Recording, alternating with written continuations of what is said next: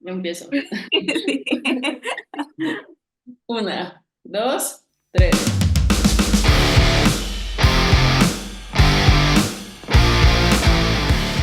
Hola, ¿qué tal amigos? Bienvenidos a Science y Fierros, el podcast en donde hablaremos de entrenamiento, nutrición, culturismo, siempre desde una perspectiva crítica, integral y evolutiva. Yo soy San y estoy muy contenta de estar otro episodio más aquí con Laura Placeres, mi entrenadora favorita. Hola Lau, ¿cómo estás? Hola, Sam, muy bien. Un poquito como que todavía no me doy cuenta de dónde estoy ni qué hago acá, porque, como te decía, a estas horas, si bien ya estoy despierta, pero normalmente no estoy haciendo nada que implique mucho razonamiento, solo estoy caminando, pero es por una muy buena razón Una muy que buena causa. hoy tú también estás comenzando a grabar el podcast más temprano de lo habitual. Y Sí. es porque tenemos a una invitada súper, súper especial, alguien que teníamos muchísimas ganas de traer al podcast desde hace meses. Yo creo que fue de las primeras personas que a mí se me ocurrió para invitar, Sí, porque de hecho, la manera en la que ella ve el coaching online, los valores que hay detrás, la trayectoria que tiene, es pues una combinación que creo que pocas personas, no se me ocurre ahorita a nadie más que haya cambiado tanto su perspectiva a lo largo de los años y que tenga como pues esa mentalidad abierta de siempre ir mejorando, aun cuando eso implique empezar desde cero en algunas ocasiones. Entonces, sí. antes de decirles quién es, solamente les voy a dar una pista porque este episodio va a ser en inglés y para aquellos que nos estén escuchando y viendo por YouTube, tienen ahí la opción en configuración de elegir los subtítulos en español para que puedan aprovechar al máximo este episodio. Si es en Spotify, pues que yo sepa no se puede hacer algo así que les recomendamos que este sí lo vean en YouTube. Y Sí. bueno, no sé si quieras añadir algo más antes de ya la Pues presentación por fin. sí, no, pues nada más, sí, enfatizar eso de los subtítulos que vamos a estar tratando de que puedan activarlos al momento de ver el video en YouTube. Si lo escuchan en Spotify, pues como dijo Lau, creo que no se puede, pero hay opciones, amigos, y creo que vale bastante la pena poder escuchar este podcast o ver este podcast porque realmente el contenido que trae Jess. Bueno, nuestra invitada del día de hoy, que yo creo que ya se spoilearon en los subtítulos, es muy importante la relación con el cuerpo y todo lo que eso conlleva y cómo se relaciona con el fitness. Y bueno, y ahora sí, te cedo la palabra, Lau. Bueno, ahora sí, nuestra invitada del día de hoy es Jess Dalglish. Ella ha sido culturista, atleta de bikini a un nivel bastante alto. Ya ahorita nos platicará. Es también coach online. Ha sido atleta y entrenadora y preparadora de culturistas. Ha trabajado con uno de los equipos más grandes e importantes de la práctica basada en evidencia, que es Revive Stronger, cuyo podcast pues, prácticamente creo que todos aquí conocemos. Y pues es sin duda una persona que tiene muchísimo que aportar, así que pues ya sin más. Jess, how are you today? I Hello. am very good. And hi, I'm very happy to be here. I actually understood quite a few things you said, so I'm very proud of myself. That's amazing. Well, for those who don't know who you are, we would like you to do a introduction of yourself. How did you get started with all this bodybuilding and online coaching thing? Yeah. So I started training in 2017. And I was feeling kind of confused with all the information you can find on Instagram. I guess like many people who started that way. And then in 2018, I decided to hire a coach, which is Steve from Real Life Stronger. And it introduced me to evidence-based training and nutrition. I learned more about how to train properly, and I kind of got pushed into natural bodybuilding and competing world that way without really realizing that everything it entailed, which I think is like one of the problematics in the current fitness industry. And it's why it actually led me to become the coach I am now, which I still work with people who want to develop their bodies and who want to build muscle. And I still train people for hypertrophy, but my main area now is body image coaching and relationship with food, because I do think there's a huge gap in the fitness industry where we overly focus on how our bodies look and less on how they perform. And that kind of overemphasis of our appearance is actually leading us to be quite miserable, even if we don't really say it collectively, which is problematic too. So I had the awesome opportunity to work with Revive Stronger for 3 almost full-time years as a full-time coach for them. And then I decided to part ways to do my own thing, because I really wanted to focus on body image and relationship with food and just health and fitness in general, not just purely bodybuilding. And I don't regret having competed. I don't regret having done the whole bodybuilding thing, but I do think it taught me many things that enable me now to help people a little bit better, because I know where people are coming from when they want to compete. I know that people probably don't know everything about competing before they start wanting to compete. We all see those like shiny stage pictures and perfect bodies, and we think that's like easily attainable and sustainable, and we see that as like the ultimate goal without realizing everything it actually encompasses, all the health risks that come with it, unfortunately. And I also think a lot of people get into competing, like competitive bodybuilding, because it's a lack of identity. Maybe they want to fit in, they want to feel like they belong, so they get into bodybuilding because that's what everybody's doing at the moment. And again, a lot of coaches will prey on these people. Not everybody, fortunately, there are a lot of good coaches out there too, and it's getting better, but a lot of coaches will prey on these people and just, it's like the whole get shredded in 12 weeks kind of programs and get lean to get confident, which is not actually what true confidence is. And I really wanted to show people that there is more to like health and fitness than just how you look. So that's where I'm at now. I hope that was very, it's not very concise and it's very messy, but I hope I got to the point. We like long answers, don't worry for that. Yeah, it's very interesting, yes, to know your story. But you have a lot of experience both as content creator on social media and in competition, as well as in your coaching work. And I would like to ask you, which are the reason you decided to become a coach? Yes. I just wanted to help people that struggle with the same things I used to struggle with. I think that's the main reason. It's like you get to a point where you get stuck somewhere and you don't know what's the next step, and you need help and you need support. And I really wanted to be in the position to be able to help and support people through whatever they were struggling with. And for me now, it's body image and relationship with food, but it used to be just competitive bodybuilding. So it's really just wanting to help and wanting to better collectively the health and fitness space, because I think there's a lot of room for improvement. And I think as a health and fitness practitioner specifically, not just like myself as a business person, but like within the health and fitness space, there's a lot of awareness we need to bring up on so many issues that aren't really talked about. And yeah, I think it's a lot of awareness work as well. You guys know that it's a very gratifying job when you get clients to do better, get better, and like figure things out. It's pretty cool. Yeah, totally. And yes, you said something that I think it's really important to bring on about how sometimes people don't know what they're getting into when they start competing. Well, I also think that many people don't know what they're getting into when they first think about hiring a coach.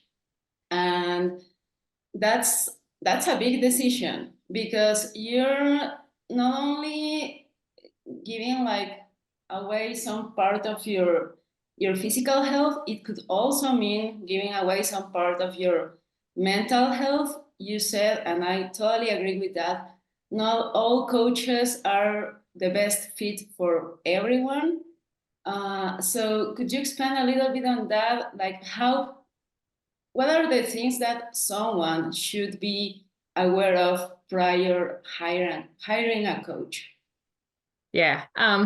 I would say first their qualifications, because unfortunately the health and fitness space online is highly unregulated. So anyone can put online coach in their biographies on Instagram and be a coach, and they can just fuck you up really badly sometimes. I apologize. I know YouTube doesn't like for me to swear. But yeah, so that's the first thing I would look for, qualifications. And on the back of that, I would say clients' experience. Do they showcase clients' work often? Do they showcase how they help clients often on social media? And the main area of focus, I would say, is, do they align with your values? I think it's a big one. And I talk about core values often, and aligning yourself with people who actually, align with your values as well. I think it's important when you pick a coach. There's so many there are so many coaches out there nowadays that it's very, very hard to navigate. And there are red flags, there are green flags, but I would say someone who screen you properly. So when, you start getting you start showing interest to a coach, they're asking you questions about what you've tried before, where you are at now. If you're a female, like, how's your menstrual health? Someone who's not scared of asking the right questions. And it doesn't mean that you can help them in every area, because we all have different scopes of practices depending on the qualifications that we have. And it's very important for people to know that, for example, someone who's not qualified to work with eating disorders, and it's a very small amount of coaches because you need to be a mental health professional to be able to help with people with eating disorders, they can't help you because they're not going to be doing a good job. It's not ethical. It's kind of, not great to be doing so. So qualifications, how much do they screen you? How many questions are they actually asking? Are they just shoving the price in your face, or are they actually being interested in the questions that you have and the problems that you are facing? And they actually tell you, hey, this is what working with me look like. This is how I can help. I've helped many people in your situation. This is what you can expect. But also know that you have to put in the work, obviously, but this is what you can expect from working with me.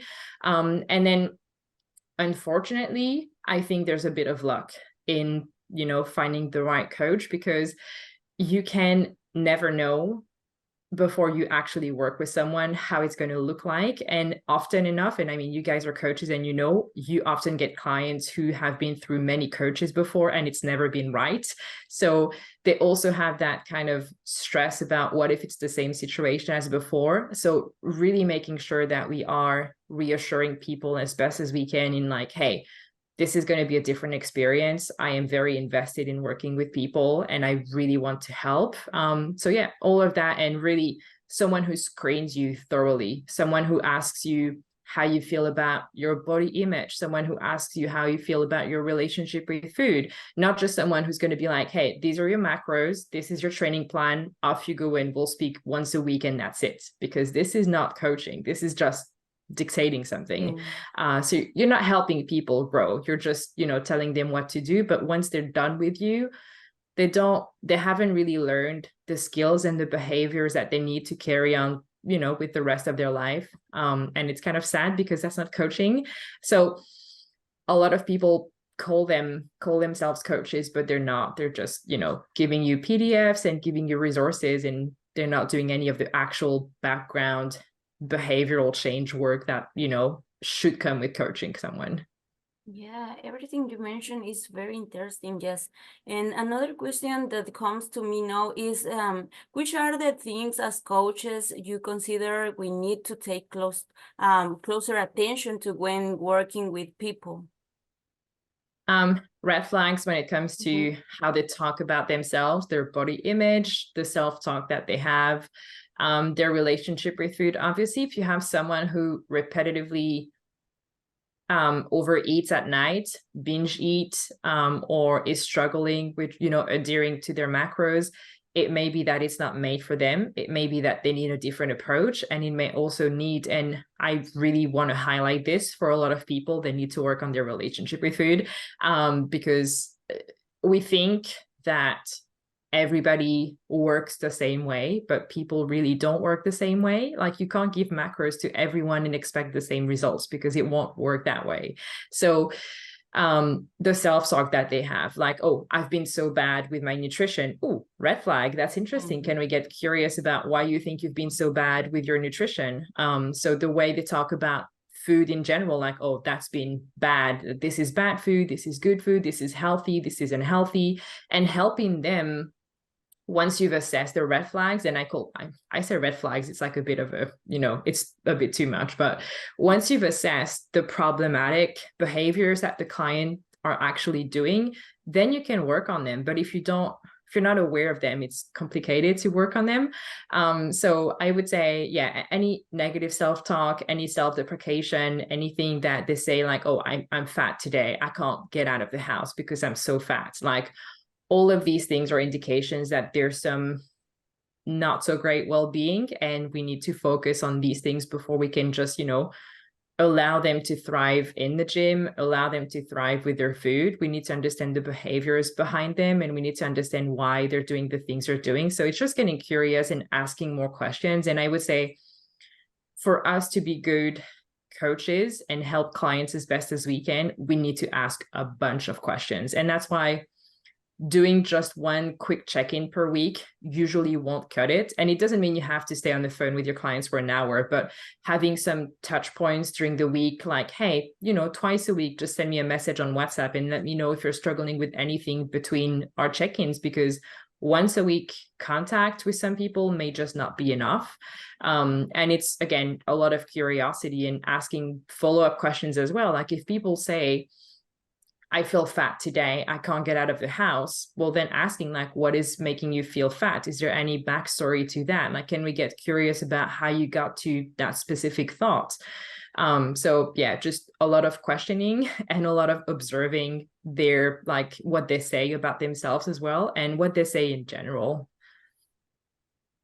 Well, that's a really great answer. And as all the future coaches, aspire coaches, or coaches that are currently working with people, you can see that there's also so much for coaching, rather than just, like you said, giving an exercise routine and some macros.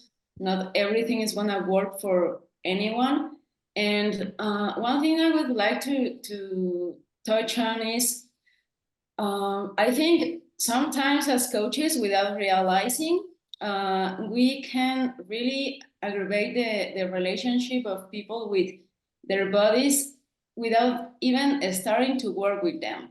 What I mean with this, I've seen, for example, that in your Instagram profile, you're using it, as all of us are, for promoting your work, promoting your values. That's something really important for people to see who you are, what do you value, what's important to you.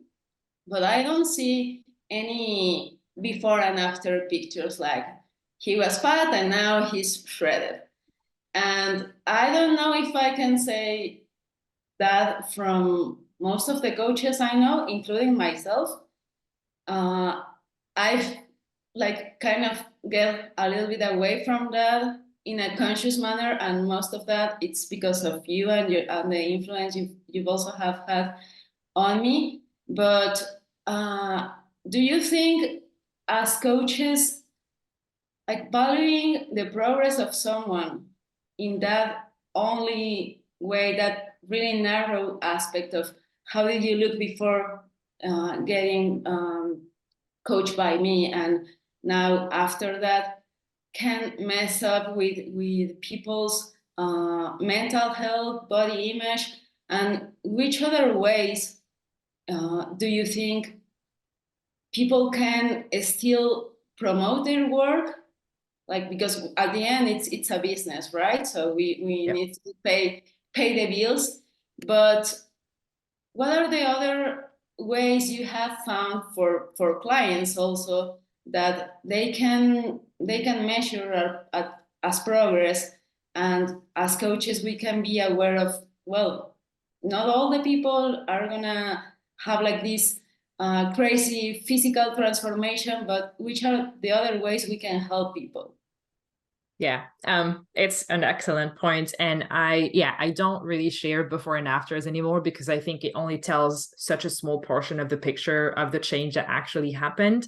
And it's a shame because people aren't just bodies. People are, a physical being, but they're also like a mental being and an aware being and a conscious being. And we need to take all of that into consideration, because someone who got from fat to shredded may have done so at the expense of his health. For example, like I've gone from like a 70 kilo physique on off season to a 51, 52 kilos shredded physique on stage. And I lost my period. I was like very, very bad mentally and physically. And we don't say that. We just look at the physique and we're like, oh, wow, she did so well. But it's like, it cost me mentally and physically so much to actually get there. And we mostly forget about that because we want that instant gratification of like, oh, look at all the likes that I'm getting because I got shredded. Like, it's kind of overdone. But I think coaches do not know how to sell themselves without that kind of physical transformation approach. And I think it's a really brilliant question to ask, how else can we actually showcase our clients' results without showing their physique? And I want to mention something for nuance purposes, that it's okay to want to change your body. It's fine. You can totally do so. But when you do so, consider everything else that's going on in your life. Consider how it's going to impact everything that you do. Because if it's your passion and you just love bodybuilding and you don't have any bad side effects from that, it's perfect. I think it's great that you should follow your passion and really live like it if it truly makes you happy. The problem that I have is that I don't think it makes a lot of people truly as happy as they say it's making them, because they're making so many sacrifices and they just end up being resentful towards everything they're doing. And it's kind of a shame because we have one short life and you don't really get a do-over.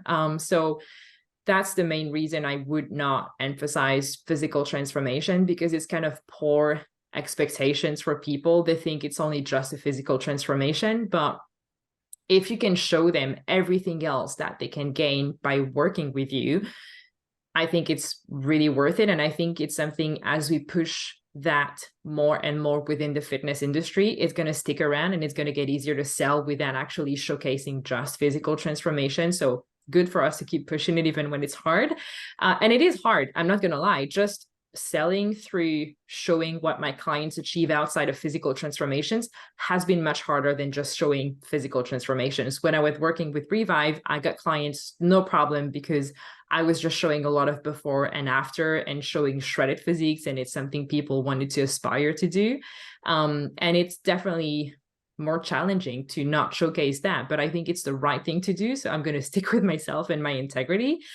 So what I do is that I talk about the main problems that I see for people. So I can't eat out because I'm so stressed, I'm going to overeat, and then it's going to be a full weekend of binging, and I can't let that happen to me. I need to have full control over food, or I can't be in a bikini on the beach because I'm very self-conscious and I have body dysmorphia. So I take those struggles, the main things that people struggle with, and I just show how my clients are achieving, like doing the things they were really, really scared about doing in the first place, and how they actually achieve food freedom or body freedom, just the ways that they can live a healthy life without being so scared of eating out, without being so scared of showing their bodies to the world. So it's showing to people that it's achievable, and this is how I do it, and this is what my clients have to say about it. So you have to show people that you are able to do that, and that you have the tools for them to do that, but it's much easier to do so with support and guidance. So that's really how you get people to buy in, because realistically, everyone that like browse on Instagram and that is invested in like physical transformation, they will have body concerns. They will have relationship with food issues, even if they're not huge. A huge portion of these people who are interested in physical transformations will have problems with body image and relationship with food. And I think it's just repetition. You need to tell them often that it's okay to have these issues. A lot of people do, but they don't talk about it. So it's a lot of awareness work at first, and then just teaching them that there's actually a way to have training and nutrition and everything still be in your life, but not being like your entire life, because that's really taxing. So did that answer your question? Oh yeah, totally. And I have so many more now, but I'm gonna let Sandra. It's okay. No, in addition to what you mentioned, what other aspects should be considered before starting any fitness stage or process? Maybe more than we think, really. Like competitive bodybuilding, you mean? Yes. Right? Yeah. Yeah. I have mixed feelings. I used to have a very cut and clear like answer. I think now it's more nuanced, but I do think, honestly, I think maybe 5% of people are fit to actually engage in competitive bodybuilding, and that's it. I think 95% of people have no business getting on stage ever, because their motivations to do so are not their motivations. It's just to fit in. It's to do what everybody's doing on Instagram. It's to get the nice stage pictures, but people have no clue what they're getting themselves into. And I'm not trying to tell people what to do or tell them that it's a bad idea to get on stage or try to do a comp prep, but realistically, you have to know everything it entails, and you have to know all the sacrifices you're going to have to make, and not think as sacrifices as a good thing. Because often when people say, oh, I'm doing the hard thing, I'm making so many sacrifices, they think I'm so disciplined, I'm feeling so good about myself because I have so much self-control. But I'm like, I deeply regret my experiences of getting on stage, because I lost a lot of time. I lost a lot of my health in the process, and it took me years to recover from those. And if I had to do it again, I would never do it again, because I missed out on so many opportunities. Like if I just give an example, when I met you in Australia, I was in prep and I was a shadow of myself. And my whole year in Australia, I had the amazing opportunity to travel, to live in a different country, to meet amazing people, to train at an amazing facility, to follow an in-person certification, to teach, to like educate myself. And I remember almost nothing beside how hungry I was and how miserable I was feeling all the time. And I'm like, man, I love traveling. It's one of my core values. I love adventures. I love discovering new things. I love educating myself and meeting new people. And I let all of that go out the window just for one single goal. And I really regret it. I can't change it. So now I use it to motivate people to actually try to get better motivation to get on stage, because again, it's like something that I did because I wanted to fit in. I wanted to fit in with the evidence-based crowd back then, which was, it was just very in trend to do like prep. And I'm like, okay, well, I'm going to do that too. But I had no idea what it would actually do to me. So I think we need to pay a lot of, consideration into what it actually means to get stage ready, how much of your time you're giving away, how much, like, we have to weigh the pros and cons of all the actions that are going to take us on stage, because realistically, we only show the end result, the before after, like before prep and stage pictures, and it looks fancy and it looks amazing. And it's like, oh, such a gratifying experience, but it's like, no, it's fucking miserable. It really is. And people just don't know that because it's so trendy now, it's so popular. And you see more and more younger and younger people getting on stage, and they end up having so many disordered eating behaviors afterward or body dysmorphia. And we have a recrudescence of people actually now struggling with their bodies or their relationship with food and their mental health in general, sometimes quite catastrophically, because they have eating disorders, and that's not something I even work with. So it's not even, you know, I can't say how much, but it's a lot. So I think we need way more awareness. And it's like, I'm not trying to take away people's passion. I'm really just trying to bring awareness in like what it actually takes to get there. And don't think about it in a way that because it's hard, I'm going to be proud to have done it, because it goes way further than that. It's going to be hard, and it's going to take you years to recover from it. It's that kind of hard. That's, I don't know, a really good answer, and I think many people are gonna be thinking about that.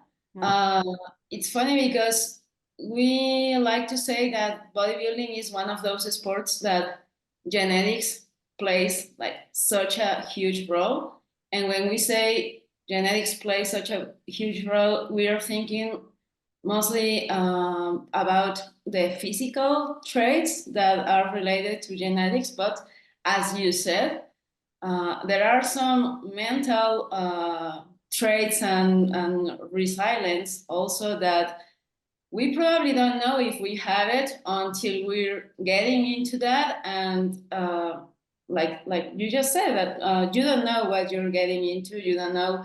Probably, unfortunately, you're gonna become like a stronger person, maybe in some ways. Maybe we know everyone's gonna have some issues with that. Especially, I think I haven't competed yet, and it's something that I'm thinking about. That I really like to, because of the challenge. I think now I have more tools to deal with the obstacles that may pop on. But I definitely know that back in 2019, when we met, I wouldn't have had. So you said I met you back then when you were prepping, and yeah, I could tell that wasn't like the 100%.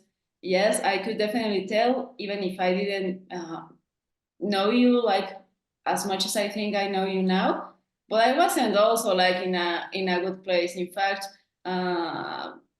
after that trip, is that when I realized I needed to do something about my hormonal health. I didn't have a menstrual cycle for, I don't know, like maybe 6 years, and for me it was like, well, it's okay, because I really liked, well, I thought I liked to be like really lean, and I was working as a personal trainer, and all people were like, oh, your legs are super shredded, and you know, like you think you have to look the part in that sense as a coach. And well, that's just like a little personal rant in that side. Now coming back to what you said, with many people having body image issues, bad relationship with food, with exercise, and sometimes they don't even know it. I can really testify for that. Like, it's crazy how many people that reach out to me for coaching, and I'm like, oh, this looks messy. I don't know if, well, I'm thinking like probably you need to seek out a special help for this, because I know I'm not equipped enough for dealing with that. One thing I've done is to try to prioritize and make the training like the core of the process, because I think with the training you can realize what other things your body is capable of, and makes you do, like being stronger, being more mobile, for example, the process of getting stronger and seeing what you can do. I think that's a really good thing. And for that reason, there are many people that if they want to start coaching with me, it's like, well, the first 3 months maybe, or just to give like an example, if I see like those red flags, I'm not gonna give you like any any diet, any macros. We're just gonna focus on the training. If you like it, then we can move on and start working on the other parts too. So that's how I do it, but it's definitely a tricky situation for coaches because, as I said, it's a business. We need to earn the money to pay the bills, and I think sometimes coaches, in a good way, we try to help people. That's one of the reasons I hope all of us are into this. And sometimes we overestimate what we're capable of, and it's like, oh yeah, she seems like she's having like some anorexia or some like really bad issues there, but yeah, maybe if I, instead of giving her a meal plan, I give her macros, maybe that can help. Like sometimes that can be a narrative that can go on, and it doesn't come from a bad place, it comes from a place of helping, but at the end it makes the situation even harder, not only for the client but also for the coach. I wouldn't imagine having to carry with that, like knowing that I really messed up with someone's mental health.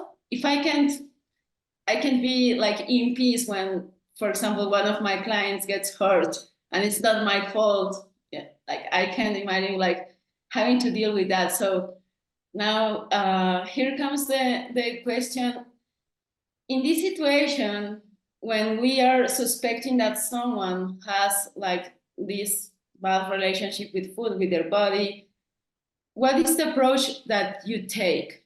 And how, well, you're that's one part, because you certainly have so many tools that most of us don't. Most of us aren't aware that that's something that needs to be taken care of. And the other side of the question, for people that don't have those capabilities, those experiences as coaches, what would be the next step? Yeah. So to your first question, I screen my clients for eating disorders when I have a suspicion. So if I do have a suspicion of an eating disorder, and that's my first questionnaire that I send out when I onboard a new client, I have a body image one and I have 2 relationship with foods one. You can even Google eating disorder questionnaire, and this is the basic one that all clinical institutions screen their clients through.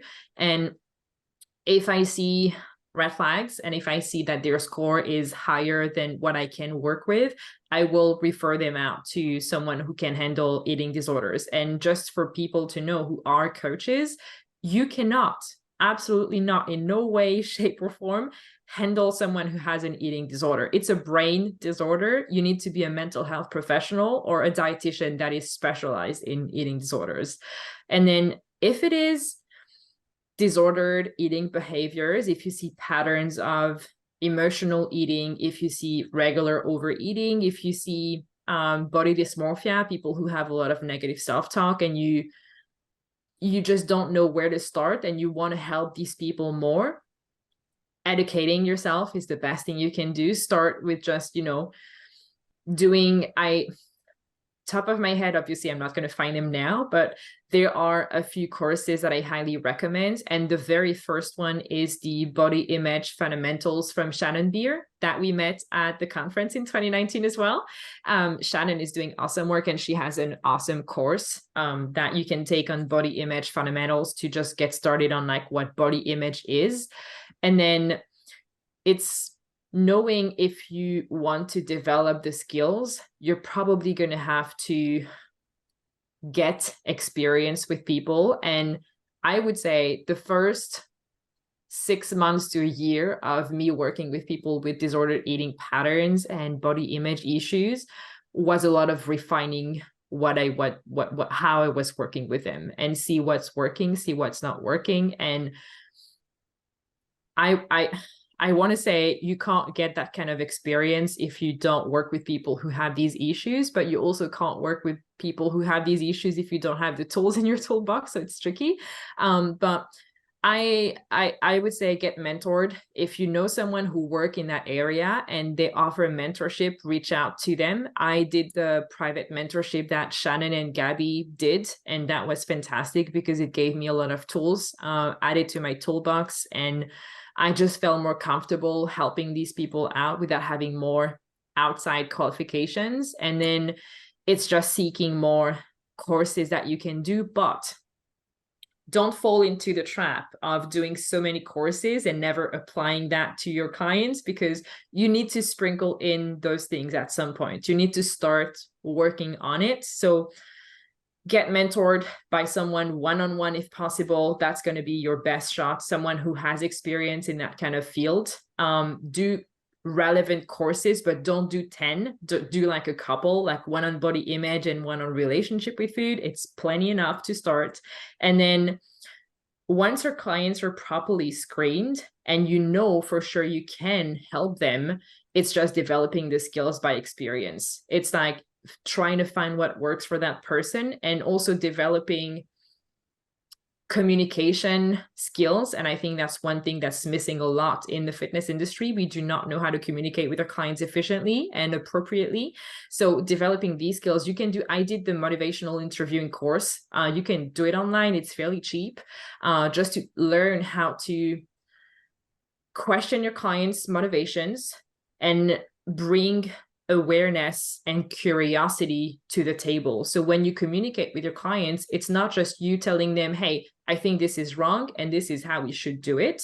It's actually making them involved in the process. It's leaving their autonomy to do, make choices and decisions for themselves, but giving them options, giving them informed decisions they can make, little steps. And it's really just behavioral change. It's just making them aware that, hey, this might be an issue and this is the way we can work on it. I'm going to give you plenty of options. We're going to try many things and see what feels comfortable for you now. And understanding that people, for the new behavior or the behavior that we're trying to change, for it to stick around, it needs to be their decision. You can't force anyone to do anything. If people, you just tell them, hey, I think you're having body dysmorphia and we're going to fix it, and this is how, they're not going to get on board, or like maybe they're going to think there's something wrong with them and they're not going to feel great about themselves. They're going to be like, fuck, like I'm the fuck up, like I'm the one who can't do anything right. And it's even worse for them sometimes. So you have to do so through a compassionate approach. And compassion doesn't mean that you're just making it easy for them, but you're facilitating alleviating suffering, because they are suffering. Like when you do have body dysmorphia, when you have a complicated relationship with food, it's often a coping mechanism for something else. It's because their well-being is actually in jeopardy and it's not feeling great for them. So that's the tools that they have found to go through the hard times. So they're not doing the behaviors because it's like feeling good to them, but it's the way for them to just cope with whatever is happening. So we have to take all of that into consideration and really have a deeply compassionate approach. And again, compassion is not kindness. It's really just helping them get to a place where they can understand they're struggling with something and they can change it. It's empowering clients that, yes, I'm struggling right now and I do know it now because I didn't know it before, and I want to make a positive change to my life because I want to be happy and healthy. Long-winded answer. No. As we like, as we love. Everything you mentioned is very important and necessary for us. And do you want to say something else, Lau? Well, a lot of things. Yeah, I can think of something. I was recently listening to one podcast you did. I think it's a coach. It's also he's a bodybuilder, Dylan. I think that's Yeah. So you were saying how as coaches we of course need to have systems to work. We need to do things in an efficient way, in an efficient manner.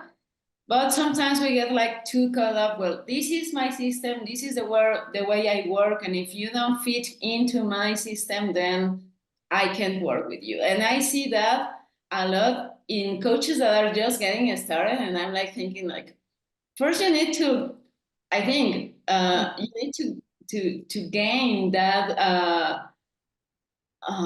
right of being like so strict and narrow with your approaches, because as a new coach you want to work with as many people as possible so you can gain experience and you can be like that specialized in that sense. So I would like you to touch on that, like in your opinion, like how much or how do you do it, like to expand on the way you coach someone, you do the check-ins, because I can see, or I would guess that it's not the exact same protocol for anyone, and some people may understand or do their process better if they have like more regular check-ins with you, and other people may be okay with just once a week. For example, some people would like to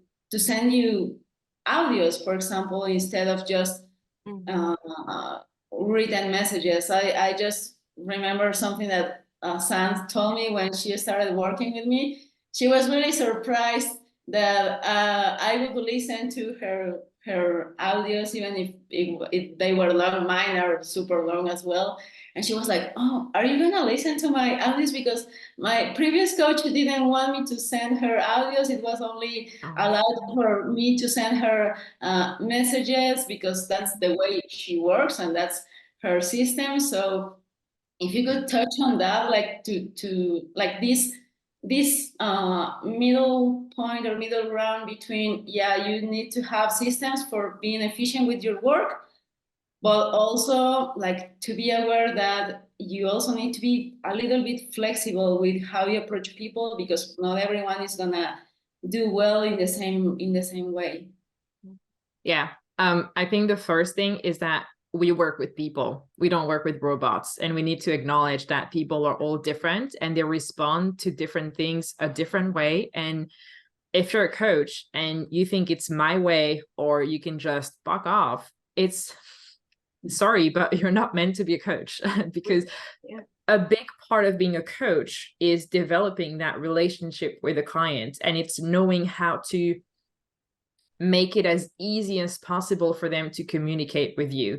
And if people aren't ready to do that, then there shouldn't be a coach. There should be, just selling meal plans and selling training plans, and that's it. So you don't have any interaction with people, and you don't need to just communicate with them, and you just can be done, and that's it. So that's the first thing. Second thing, it's knowing your boundaries.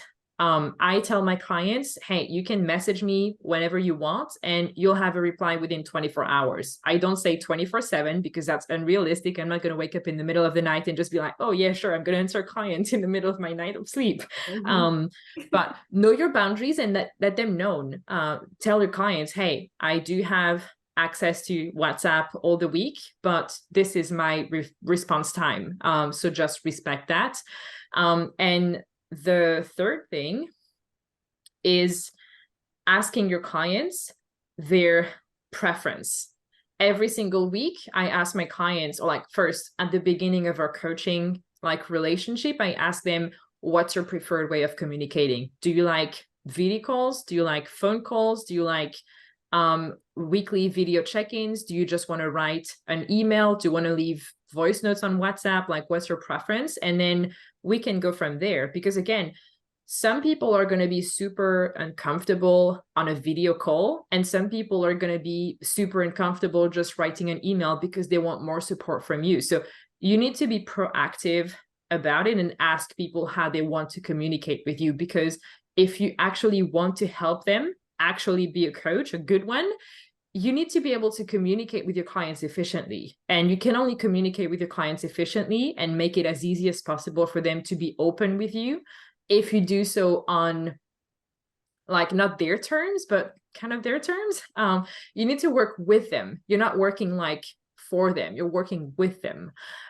So that, and every week I ask my clients, hey, do you want tough love this week? Can I be very straightforward with you in the things we need to change and implement? Do you need soothing, like, talk? Do you need something that's going to be mild? Do you like, because people aren't going to be the same every single week either. Like, you're working with a human being again. So maybe they had a shit week. Maybe they had a breakup. Maybe they had a death in the family. Maybe some weeks they just can't check in. And when I see so many coaches on Instagram saying, we're not babysitters, if you're not checking in, then it's not my problem.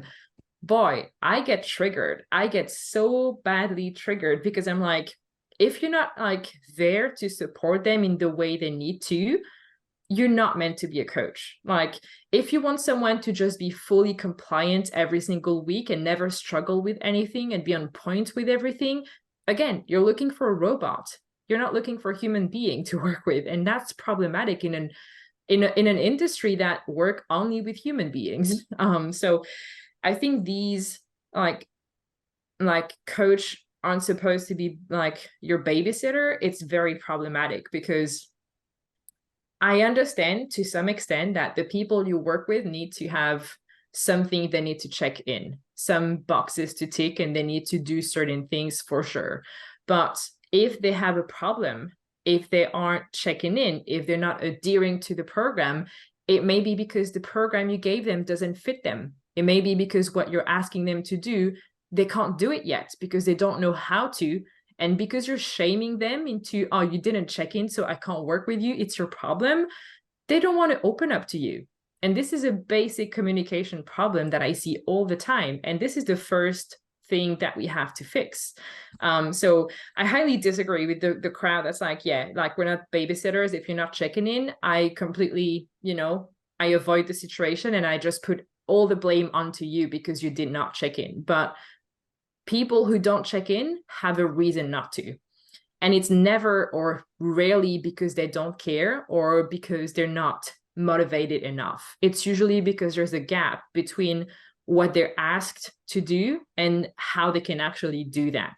And sometimes they're missing the skills. Sometimes they don't feel like it's a safe space for them to share. If you shame someone consistently as a coach and they're binge eating or they're emotionally overeating, they're not going to say that to you because they know you're going to say, oh, no, you shouldn't have done that. Like, well, thank you, I know that, but you're not actually helping them. And we circle back to the lack of skills that so many coaches have, because they can't help people like that with like emotional overeating, for example. So they're just going to say, hey, you weren't motivated enough and that's on you. And that's it. And we go around in circle all the time because these people are like putting the blame on the client, and the client is just not feeling safe enough to say something.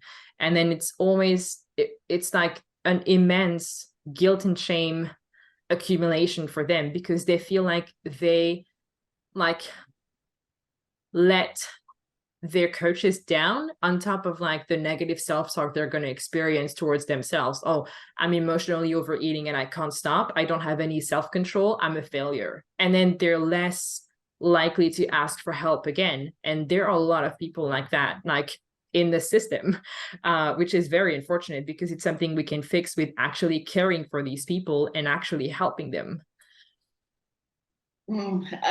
There's so many things that I'm thinking right now, and It's okay, go ahead. One thing I want to say first, this episode is gonna be like a must for all the, well, I give classes in some courses for coaches, so this is definitely gonna be a must to listen.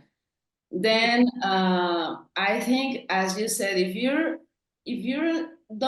only want to work with the easy people, the people that are gonna follow like right away the things that you said, maybe you don't want it bad enough. Maybe you don't want it bad enough to be a coach because you're not willing to take the time to build a relationship at the first sign of something that doesn't go as you want as a coach.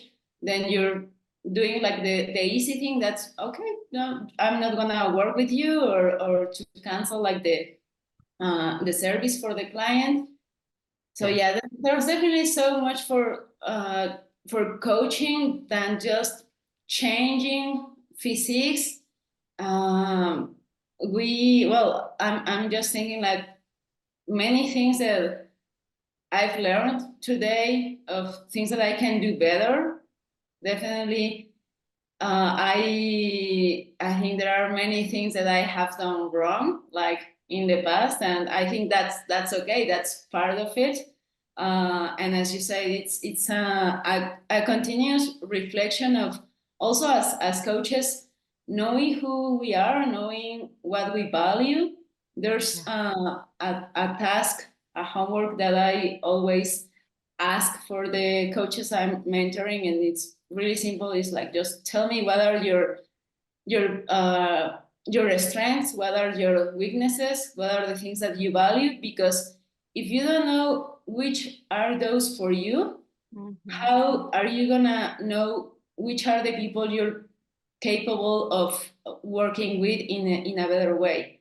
And I also think that it's important for coaches to also show like this human side, like or vulnerabilities, the things that we have struggled before, because I see many coaches being afraid of showing their struggles, their weaknesses. And sometimes I think as a client, I can value, I even value even more someone that has the honesty and the openness to show that. That's a person I'm gonna be comfortable to sharing like all this deep stuff that we know is what's in the inside of all these surface motivations of, yeah, I'm here because I want to lose X pounds. I'm here because I want to compete. I'm here because I want to be stronger. Like there's always a deeper why behind those, and it's gonna take time for you as a coach to dig into that. It's gonna take time for you as a client to dig into that, and that's where the magic comes in, like this collaboration at the end. Because I also think that's the last thing I'm gonna say, because It's I okay. think I'm talking too much, but sometimes as clients, they don't know which are the goals. Like that's a question that I've been asking to myself now. Like in questionnaires, we always ask like usually coaches, we ask, what are your goals? Sometimes people don't even know what are their goals, or they think they know, but because they don't know what they're committing to and what's the process that you as a coach, because any coach can have a different process, is gonna take you on to reach that goal. So it kind of freaks me out that we're asking that when at the end it's something that as coaches, we need to collaborate with the client to find out which are those goals that are aligned with their values. So that's one. The other one, another question that I don't do, but I see some coaches doing, like, how much are you willing to commit to my coaching or to my guidance? And it can be like a yes or no, or a lot of no, or it can be like a scale of 0 to 10. I've seen all of those. And I'm like, do you really think someone that doesn't know you, that wants to work with you, it's gonna be, first of all, it's gonna say no to that? Of course they're gonna say yes, right? Because they want to be in a good place with you. They're starting their relationship, and with all their relationships, we want to give the that very first impression that's we think it's gonna please the other part first. That's one. The other one is they don't know. Like it's if someone comes to me right now and say, are you committed to like, for example, if I hire someone to teach me, I don't know, like how to climb, for example, and are you committed to do whatever it takes? What does it take first? No, explain me what's behind that. So and the questionnaire is one of the first like pieces of communication that we give. So it's like also like our presentation card. And as a client, if I see that as the first piece that a coach is giving me, for me now, maybe not before, but for me now it could be a red flag. So yeah, I just wanted to throw that out. I don't know, yes, if you would like to add anything else.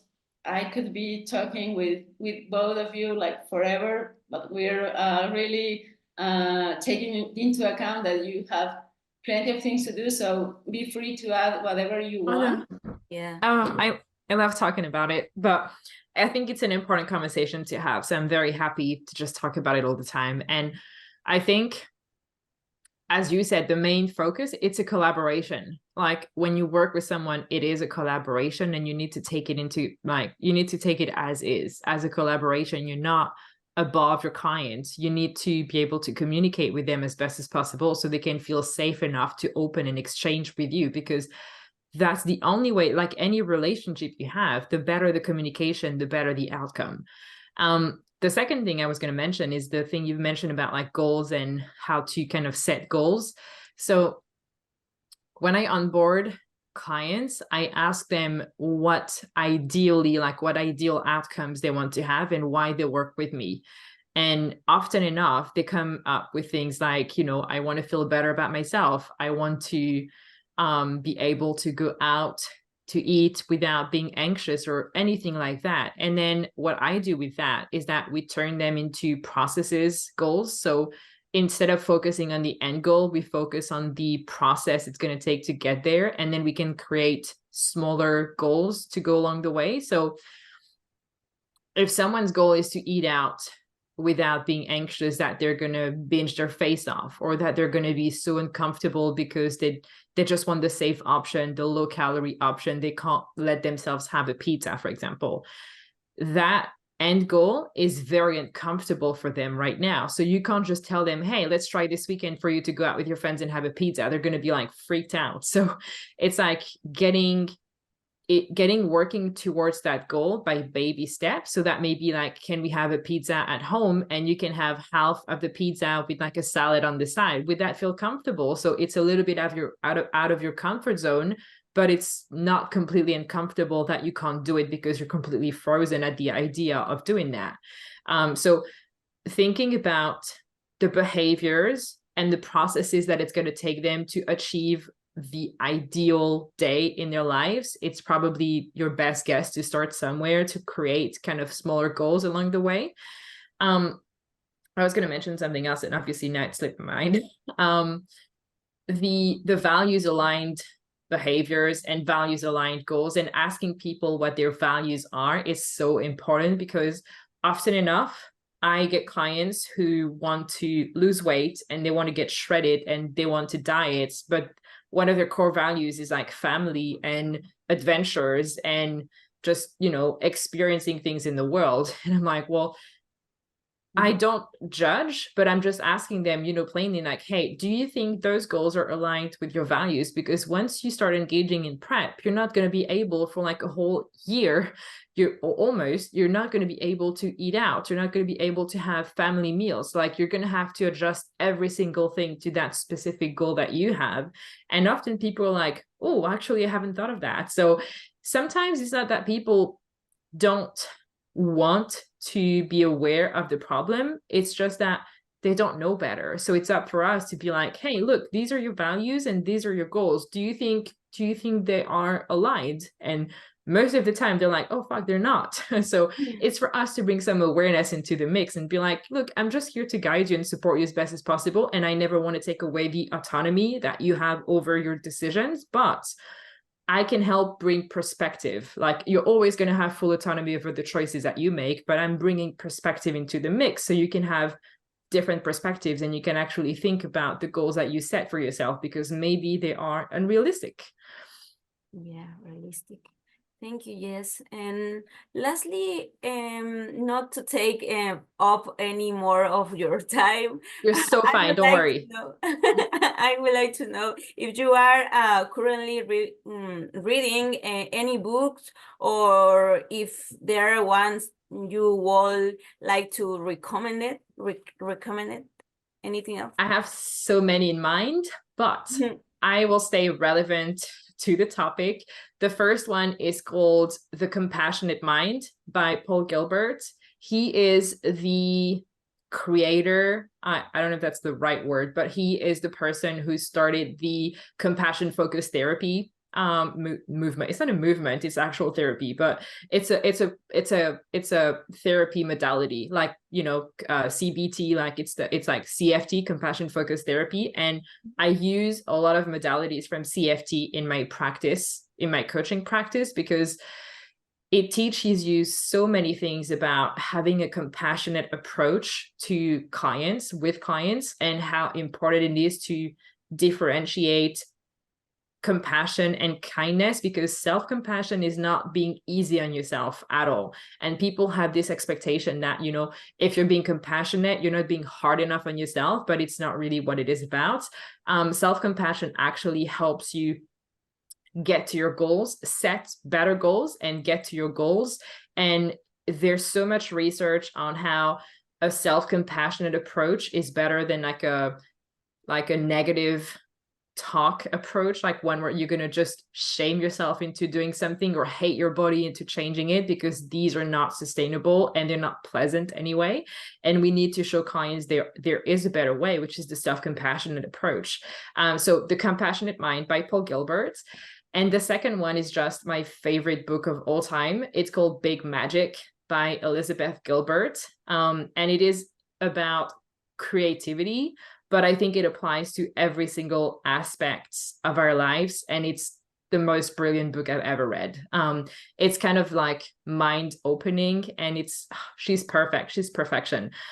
She's my hero. So highly recommend. She's the one who wrote Eat, Pray, Love. But That's what I Eat, was Pray, gonna Love. ask you. I was Yeah. Googling it because I was like, Yeah. yeah, I think I've heard that name. And I also have, sorry for interrupting you, but You're so fine. one book that it's from her that it's called Commitment, I guess. Yeah. I haven't read that one. And you know who gave me both of those? Jacob's mom. So that's funny. Like It's so funny. how things circle. Yeah. I can see Jacob being invited, and like I can see how his mom would like teach him life that way so much. But yeah, these are two of my like favorite books ever. And Elizabeth Gilbert is like fantastic. It's not coaching related, but I think if you're a content creator, highly recommend her Big Magic book, because it's going to help as much as possible. She's fantastic. I love her. Thank you. Yes. You're so welcome. I'm so happy. Yes, I'm really happy that we had you on. It's been definitely much better than I expected. I expected this to be like one of my favorite episodes, but it definitely has surpassed quite a lot my expectation. Sorry, there's so many things I need to learn from you. There's so many things I think as coaches need to learn from people like you. And it's exciting, at least for me, it's exciting to know that there's much more than just changing physiques and seeing body weight training down and seeing more muscle separation. Like there's many things. I also think, just like a side note, you mentioned compassion, and I think that's a really key term that we need to understand as coaches, because we usually misunderstood that, as you said, like to being soft, to being like not pushing people enough, if that's a thing, but can also, I think, expand not to general population like regular gym goers. It can definitely expand to bodybuilders as well. I can definitely see that. I don't know, for some reason we think that people that get into a stage don't need compassion, but I definitely think so. So that could be like a theme for our next episode, because we would definitely like to have you on again. And well, I would love to talk about self-compassion. I think it's so interesting and it's so much needed, because there's so many expectations around compassion that actually aren't true. And I think we need to do better as coaches to display self-compassion towards our clients. So yeah, I think I would be so happy about that. Yeah, well, thank you, Jess. If there's anything else you would like to add, if not, I would go on again by saying thank you so much. I'm really happy. We're really happy to have you here. You have totally like rocked my world today, and I'm gonna see things definitely from a different perspective now after this. And I don't think there are many conversations that I could say have like really like do like this revolution in my head as this one has had. So thank you for that. Thank you. That is such a kind comment. That's the best. That's the best feedback ever. And I will say one thing to close this off, but all of us, when we started coaching people, we fucked up in so many different ways. And that's okay, because we learned how to do better and we keep wanting to do better for ourselves. And I think that's the main focus point. We should always be able to seek growth, and we should always want to expand our knowledge upon having different circumstances when we work with clients. And as we said before, sometimes people are narrow-minded and they only want to work with the easy clients. And I think it's a shame, because we should want to work with people who give us helpful feedback on how to get ourselves to do better for other people. And I think that's one of the main like traits for a good coach, is someone who's willing to question himself, question his behaviors, question his methods, and actually understand that there are other ways to do things and we need to just expand upon that. So yeah. Thank you, Jess. You are amazing. Really, really amazing. Thank you so much. You guys are so kind.